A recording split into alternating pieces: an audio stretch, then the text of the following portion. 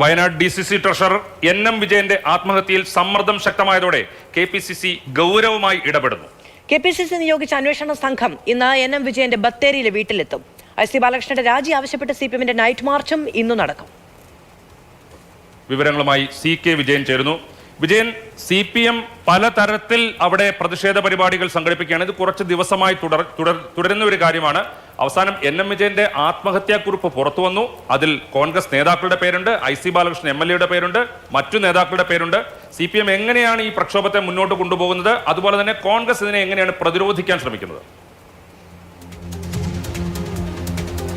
കോൺഗ്രസിനെ സംബന്ധിച്ചിടത്തോളം എളുപ്പമൊന്നും പരിഹരിക്കാൻ കഴിയാത്ത ആഴത്തിൽ വേരൂന്നിയ ഒരു പ്രശ്നമാണിത്. അവരുടെ സംഘടനാ ജീർണതയുടെ ഏറ്റവും പ്രകടമായ മുഖമാണ് കഴിഞ്ഞ ഏതാണ്ട് 2 ആഴ്ചയോളമായി ഈ വയനാട്ടിൽ കണ്ടുകൊണ്ടിരിക്കുന്നത്. കാരണം NM വിജയൻ എന്ന് പറയുന്നത് കോൺഗ്രസിൻ്റെ അകത്ത് സാധാരണ ഒരു നേതാവല്ല. ഒരു നൂറ്റാണ്ട് കാലം കോൺഗ്രസിനെ അങ്ങേയറ്റത്തോളം സ്നേഹിക്കുകയും അതിനുവേണ്ടി ജീവൻ ഒഴിഞ്ഞു വെക്കുകയും ചെയ്ത ഒരു നേതാവാണ്. എന്തൊക്കെ രാഷ്ട്രീയ എതിർപ്പുകളുണ്ടെങ്കിലും അദ്ദേഹത്തോട് പൊതുസമൂഹത്തിന്, പ്രത്യേകിച്ച് CPMന് ഉൾപ്പെടെ തികഞ്ഞ ബഹുമാനമുള്ള ഒരു നേതാവാണ്. ആ നേതാവിന് ഇങ്ങനെ ഒരു അന്ത്യം ഉണ്ടാകുമെന്ന് ആരും പ്രതീക്ഷിച്ചിട്ടില്ല. കാരണം അതിൻ്റെ കാര്യങ്ങളിലേക്ക് പോകുമ്പോഴാണ് ഇത്രമാത്രം ആഴത്തിലാണ് ആ പ്രശ്നമുള്ളത് എന്ന് മനസ്സിലാകുന്നു. എന്തൊക്കെ ന്യായീകരണം കോൺഗ്രസിൻ്റെ നേതാക്കന്മാർ T സിദ്ദിഖ് ഉൾപ്പെടെ, K സുധാകരൻ ഉൾപ്പെടെ, VD സതീശൻ ഉൾപ്പെടെ, രമേശ് ചെന്നിത്തല ഉൾപ്പെടെ ആരൊക്കെ എന്തൊക്കെ പറഞ്ഞാലും അതിനകത്ത് കോൺഗ്രസ് തന്നെയാണ് അതിനകത്തെ ആദ്യത്തെ കുറ്റവാളി. അത് വൈകാരികമായതേ, അതിൻ്റെ കാരണങ്ങളിലേക്ക് പോകുമ്പോഴതേ, അതിൻ്റെ സാമ്പത്തിക എലിമെൻറ്റിൽ അതേ, അദ്ദേഹത്തിന് അംഗീകാരം കൊടുക്കാത്തതിനെതിരെ, എന്തിന് മരിച്ചപ്പോൾ മര്യാദക്കുള്ള ഒരു അനുശോചനം പോലും നടത്തിയില്ല എന്നാണ് മകൻ വിജേഷ് കഴിഞ്ഞ ദിവസം പറഞ്ഞിട്ടുള്ളത് ആ കത്തിൽ. അതുകൊണ്ട് കോൺഗ്രസ് ഇതുവരെ എന്തൊക്കെ കാര്യങ്ങളൊക്കെ പറഞ്ഞു കഴിഞ്ഞു. ഇന്നലെ പോലും സിദ്ദിഖ് പറഞ്ഞിരിക്കുന്നത് അത് വ്യക്തിപരമാണ്, അത് സംഘടനയല്ല, അത് രാഷ്ട്രീയമായി കാണേണ്ടതില്ല, കോൺഗ്രസുമായി ചേർത്ത് വെക്കേണ്ടതില്ല എന്നൊക്കെയാണ്. പക്ഷേ IC ബാലകൃഷ്ണൻ MLA കുറിച്ചാണ് ഏറ്റവും പ്രധാനപ്പെട്ട പരാതി. അപ്പോൾ പിന്നെ കോൺഗ്രസിന് എങ്ങനെ ഒഴിയാൻ വേണ്ടി പറ്റും? DCC വൈസ് പ്രസിഡന്റിനെതിരെയാണ് മറ്റൊരു പ്രധാനപ്പെട്ട ആരോപണം. എങ്ങനെ ഒഴിയാൻ വേണ്ടി പറ്റും? ഇവരുടെയൊക്കെ പ്രതികരണം വരുമ്പോൾ അപ്പച്ചൻ പറയുന്നത് എനിക്ക് അങ്ങനെ ഒരു പൈസ വാങ്ങേണ്ട കാര്യമേ ഇല്ല, ഞാൻ അങ്ങനെ ഒരു പൈസ വാങ്ങിയിട്ടില്ല, വ്യക്തിപരമായ ബാധ്യതകൾ പാർട്ടിക്ക് ഏറ്റെടുക്കേണ്ടതില്ല എന്നുള്ളതാണ്. T സിദ്ദിഖ് പറയുന്നത് ഈ ഇതുമായി ബന്ധപ്പെട്ട അന്വേഷണം ഏത് അന്വേഷണം വേണമെങ്കിലും നടക്കട്ടെ എന്നുള്ളതാണ്. പക്ഷെ ഇത്രയധികം രൂപയുടെ ബാധ്യത അത് സ്വന്തമല്ല, അത് പാർട്ടിക്ക് വേണ്ടിയാണ് NM വിജയൻ ഉണ്ടാക്കിയെടുത്തത്. അത് ഏറ്റെടുക്കേണ്ടി വന്നാൽ അച്ഛന്റെ വഴി സ്വീകരിക്കേണ്ടി വരും എന്നുള്ളതാണ് വിജയന്റെ കുടുംബം പറയുന്നത്. സ്വാഭാവികമായും അദ്ദേഹത്തിൻ്റെ മരണത്തോടൊപ്പം ഒരു മകൻ കൂടി, അവരുടെ മറ്റൊരു മകൻ കൂടി മരിച്ചിട്ടുണ്ട്. ആ വസ്തുത കൂടി നമ്മളുടെ മനസ്സിൽ ഒരു വേദനയായി തന്നെയുണ്ട്.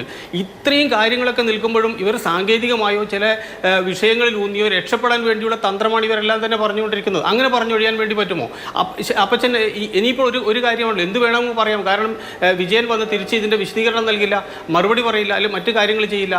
ഇത്രയും കാശ് വിജയൻ എന്ത് ചെയ്തു? അത് പറയാൻ ഇവർ ബാധ്യതപ്പെട്ടവരാണ്. അദ്ദേഹത്തിന് ഇത്രയും ഏതാണ്ട് 1.5 കോടിയോളം രൂപ എങ്ങനെ ബാധ്യത വന്നു?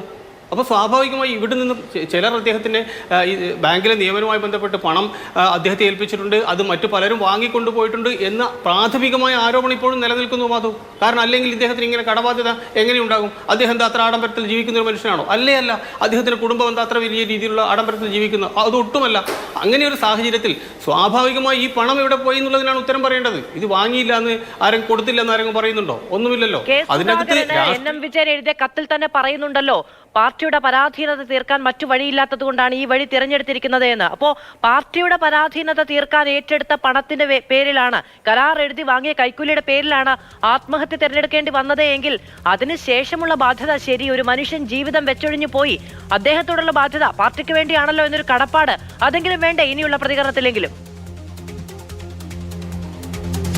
തീർച്ചയായും ആദ്യം വേണ്ടതാണ് അദ്ദേഹത്തിൻ്റെ കടബാധ്യത, കുടുംബത്തിൻ്റെ ബാധ്യത എന്തൊക്കെ വന്നാലും KPCC ഏറ്റെടുക്കും, കോൺഗ്രസ് ഏറ്റെടുക്കും എന്ന പ്രാഥമികമായ പ്രസ്താവനയെങ്കിലും ഈ നേതാക്കന്മാർ ആരെങ്കിലും നടത്തണമായിരുന്നു. കാരണം അത് KPCC പ്രസിഡന്റ് ആയാലും അതോടൊപ്പം തന്നെ പ്രതിപക്ഷ നേതാവ് VD സതീശനായാലും ഇതെല്ലാം തന്നെ കാരണങ്ങൾ പറഞ്ഞ്, സാങ്കേതികമായ കാരണങ്ങൾ പറഞ്ഞ് ഒഴിയുകയാണ്. അങ്ങനെ ഒഴിയാൻ പറ്റുന്നൊരു ഒരു മനുഷ്യനാണോ, അല്ലെങ്കിൽ ഒഴിവാക്കാൻ പറ്റുന്നൊരു മനുഷ്യനാണോ അദ്ദേഹം വിജയൻ? അതോടൊപ്പം തന്നെ അദ്ദേഹത്തിൻ്റെ കുടുംബം അങ്ങനെ തള്ളിക്കളയാവുന്ന ഒരു കുടുംബമാണോ? ഒന്നുമല്ല. വയനാട്ടിൽ കോൺഗ്രസിന് ഒരു വിലാസം ഉണ്ടാക്കി കൊടുക്കുന്നത് ഏറ്റവും പ്രാഥമികമായ പങ്കുവഹിച്ച, ഏറ്റവും വലിയ പങ്കുവഹിച്ച മനുഷ്യനാണ് അദ്ദേഹം. ആരോട് വേണമെങ്കിലും ചോദിച്ചു നോക്കൂ, ഏത് രാഷ്ട്രീയ എതിരാളി, RSSകാരോട് ചോദിച്ചാൽ പോലും അദ്ദേഹത്തെക്കുറിച്ച് ഒരു മോശം അഭിപ്രായം പറയില്ല. അതുകൊണ്ട് അത്രമാത്രം വിപുലമായ ബന്ധം, രാഷ്ട്രീയ ബന്ധം, സാമൂഹ്യ ബന്ധമുള്ള ഒരു മനുഷ്യൻ അങ്ങനെ മരണപ്പെടേണ്ടി വന്നു എന്നതിലാണ് കോൺഗ്രസ് ആദ്യം പരിതപിക്കേണ്ടത്. അയാൾ ഒരു നേതാവ് മകനെയും കൂട്ടി വിഷം കഴിച്ച് ആത്മഹത്യ ചെയ്യേണ്ടി വന്നു എന്നതൊരു ചെറിയ കാര്യമാണോ? അത് യഥാർത്ഥത്തിൽ അതൊരു രാഷ്ട്രീയ സാഹചര്യത്തിലൂടെ രൂപപ്പെടുന്ന ഒരു കൊലപാതകം എന്ന് പറഞ്ഞാൽ പോലും തെറ്റുണ്ടാവില്ല. അങ്ങനെ ഒരു ഘട്ടത്തിൽ വിജയനോട് ചോദിച്ച ചോദ്യമല്ലേ ഈ കാര്യങ്ങളിൽ കടബാധ്യത ഏറ്റെടുക്കുന്ന തരത്തിലുള്ള പ്രതികരണങ്ങളിലെങ്കിലും ഉണ്ടാകേണ്ടതെന്ന്. അങ്ങനെയുള്ള ഒരു പ്രതികരണം കേൾക്കാം. അത് ഏത് രീതിയിലാണ് എന്നുള്ളത് പ്രേക്ഷകർക്ക് മനസ്സിലാകും. NM വിജയന്റെ ആത്മഹത്യയുമായി ബന്ധപ്പെട്ട് കോൺഗ്രസ് പ്രതിരോധത്തിലല്ലെന്ന് KPCC working president T Siddique MLA. KPCC പ്രഖ്യാപിച്ച അന്വേഷണം പൂർത്തിയാകട്ടെ, ഇടതുമുന്നണി സർക്കാരിന്റെ പോലീസും വിജിലൻസും അന്വേഷണം നടത്തുന്നുണ്ടല്ലോ എന്നും T സിദ്ദിഖ് മാതൃഭൂമി ന്യൂസിനോട് പറഞ്ഞു. കോൺഗ്രസ് പാർട്ടിയെ സംബന്ധിച്ച് ഇതിൽ ഒന്നും മറച്ചു വെക്കാനില്ല. ഞങ്ങൾക്ക് എന്താ ഭയമുള്ളത്? ഒരു ഭയവുമില്ല, ഒരു പ്രതിരോധവും ഇല്ല. പിന്നെ IC ബാലകൃഷ്ണൻ MLA നേരിട്ട് SP-ക്ക് പരാതി കൊടുത്തല്ലോ. വിജിലൻസ്, പോലീസ് ഇടതുപക്ഷത്തിൻ്റെ കയ്യിലാണ്, ഗവൺമെൻറ് അവരുടെ കയ്യിലാണ്. ആ ഗവൺമെൻറ്റിൻ്റെ പോലീസിൻ്റെ കയ്യിലേക്ക് ഒരു പരാതി IC ബാലകൃഷ്ണൻ കൊടുക്കുന്നത് IC ബാലകൃഷ്ണന് ധാർമ്മിക ശേഷിയുള്ളതുകൊണ്ടാണ്. തർക്കം വേണ്ട. അക്രമം നടത്തി ഒരാളുടെ മേലെ ചാപ്പ കുത്താനുള്ള ശ്രമം അത് ഞങ്ങളങ്ങനെ ആരെയും വിട്ടുകൊടുക്കാൻ ഒരുക്കമല്ല.